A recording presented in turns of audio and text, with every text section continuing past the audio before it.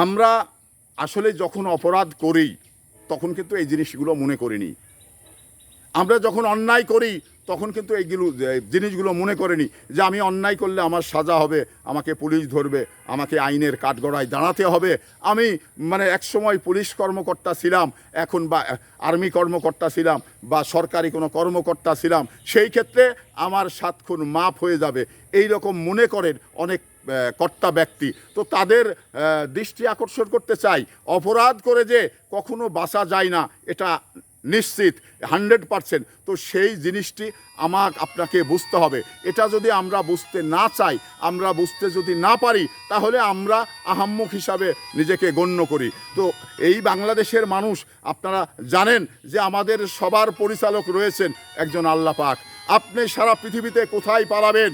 যদি আল্লাহ পাক আপনাকে ধরিয়ে দেন, আল্লাহ পাক যদি দেখিয়ে দেন, তাহলে কোথাও পলানির পৃথিবীতে জায়গা নেই। তো ঠিক সেটাই হয়েছে বেনজির আহমেদের কাছে।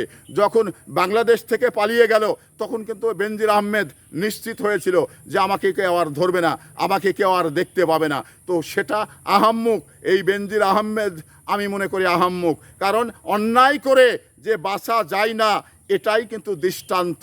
কারণ এই কথাটা যদি কেউ মনে না করে তাহলে সে আহাম্মক।